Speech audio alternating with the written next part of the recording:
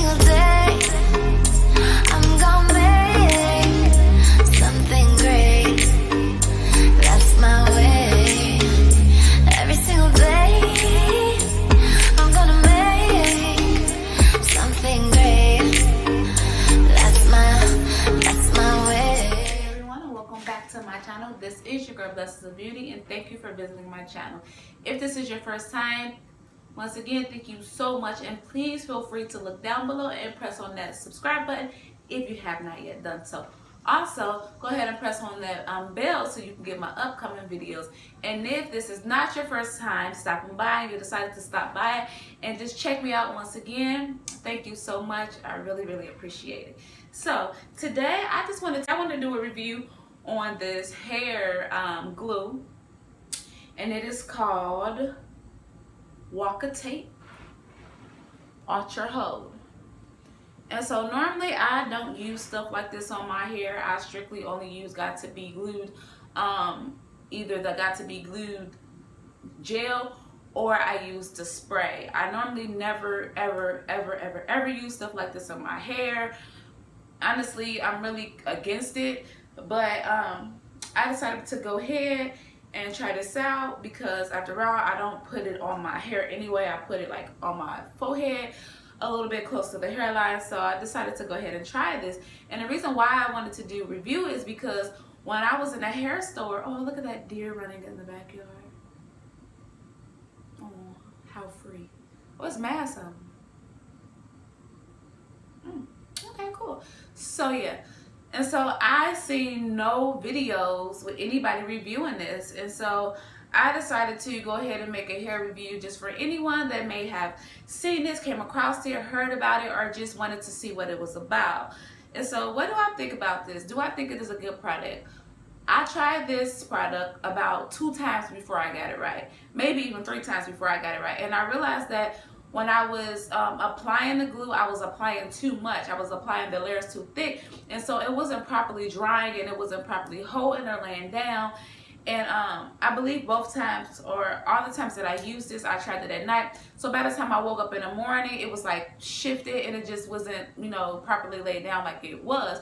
And so I didn't like it. I didn't like the product at all. But then I decided to go ahead and try it again because I had run out of my Got2b glued gel, and I couldn't find my Got2b glued hairspray. And so I was like, well, you know what, I'm gonna go ahead and just try it out because I don't go nowhere without my units like sealed and strapped and making sure that they are not coming off, because I don't got time for that. I got a little bitty baby, he like to pull my hair, you know, and I just don't have time for that, you know. So I wanted to make sure that I was able to have it bound down. So I tried it again, and that time I decided to use thin layers, and it worked. Like, it really worked. And will I buy this product again? Probably not, but while I have it, it works, so I will use it. But like I said, I normally don't really put stuff like this on my hair, so I probably will never buy it again. And plus it was $10, and that's way too much for my liking for this little bitty bottle. And so yeah, and so the back of it says for a daily wear, apply just one for 1 to 7 days. And then it says extended wear from 1 to 3 weeks, you apply 2. And then if you want it to last for 3 to 5 weeks, then you apply 3. I don't agree that it will last 3 to 5 weeks. I don't, just because when I applied it, I already used about 2 to 3 layers anyway. Like I said, I used thin layers, but I did use about 2 to 3 layers, and I blow dried it, you know, and everything like it told me to do. And it did last for a week, but I don't think it will last for 3 to 5 weeks, like I said, just because I did use about 2 to 3 layers and it didn't last 3 to 5 weeks. So I don't really believe that. It could just be the way that I applied it. I don't know, but it says maximum wear 1, 2, 3. And then the directions, it just basically says, you know, you're either applying the 1 or the 2 or the 3 layers on your hair, and then you're blow drying it, and then you can't go, let me see what this says. It says that They don't want you to shampoo, go swimming, or work out for 24 hours. And I don't know if this is supposed to be waterproof because I don't see that it says waterproof. But if you ask me, I would say it's waterproof. I think it's waterproof because when I was sweating and carrying on, it wasn't lifting or anything. Like, they got to be glue. Oh my gosh, like in the summertime when it's hot outside, although I love that got to be glue, I'm not even gonna perp. But it's really not that good in the summertime if you're hot and you're sweating and you're out in the sun, or you're going to the beach, or you're going swimming. It just isn't good for those times. So that's why I decided to pick this up, because at first I was like, you know what, I'm over units for the summer. I'm not gonna deal with them because I got tired of my, you know, hairline getting a little wet and then my hair not be as secure as I would like it to be. So yeah, that is my little review on this. If you have any more questions that I didn't already answer, you can ask me in the comments below, and I will be, you know, so grateful to answer those questions for you. And also, after this, if you care to continue to watch, after this, I will be actually recording how I apply this and how I style my hair and how I kind of get my hair to look natural. This is a closure and not a lace front unit, and so it does not have lace from ear to ear. It actually has lace from like maybe here to here. And so if you would like to see how I did my closure and how I got it to look real, how I got my part to look real, how I got my stuff to be popping, you know what I'm saying? Yeah, if you would like to watch and see what I do, then continue to go ahead and watch.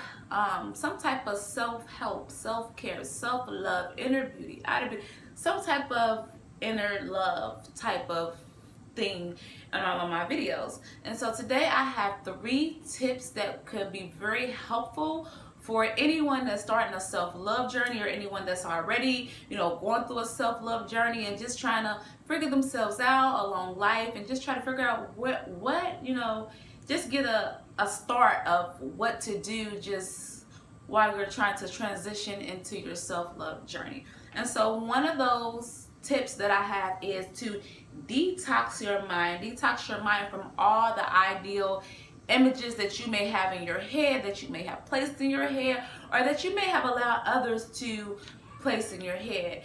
And just to go along with that, one of the things that could be very helpful is that you limit your social media, because we all know that, you know, social media could be, it could do a lot, you know, these days, especially for a person that may not be as comfortable with themselves or confident with themselves, or especially for someone that don't really have that self-love.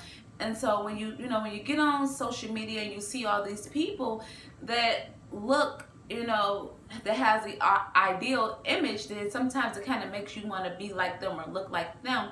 But, you know, the truth of the matter is there's nothing that we can do to be like someone else, because even though you may talk like someone, look like someone, even have some of the same characteristics, God has put something in each and every one of us that sets us aside, that makes us different, and that makes us unique from everybody else.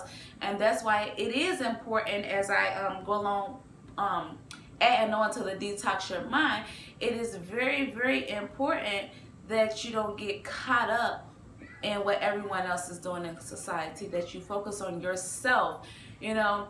And so it's very helpful that maybe you unfollow some of those people that make you feel not so good about yourself. Not that there's anything wrong with those people, but it helps to not have it in your face, these things that you want in life, or these people that you want in life that make you feel bad about yourself. If you're using these things for motivation to do better, you know, and to maybe you want to lose weight, if you're following a whole lot of people that's working, if you're using it for motivation and it's not making you feel like, oh my gosh, like body image, you know, and make you feel bad, then that's fine. But if you're following a lot of people that's making you feel down about yourself and making you feel not as secure with yourself, then if I were you, I would kind of unfollow them, or just kind of lay low off of social media for a little while and just kind of, you know, focus on yourself and work on yourself. Another thing is to look at all the things that you like about yourself and all the things that you don't like about yourself, and to make a list of those things. And the things that you don't like about yourself, or about your life, or about your situation, or anything that concerns you or has something to do with you, then you pick one thing off of that list and you start working on that thing. I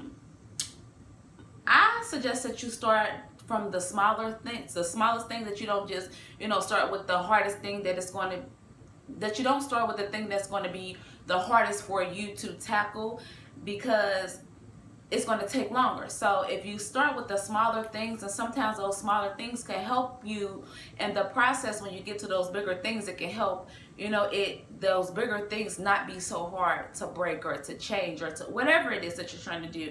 Just start small and work your way up. Another thing is do things that make you happy. Do things that make you feel good.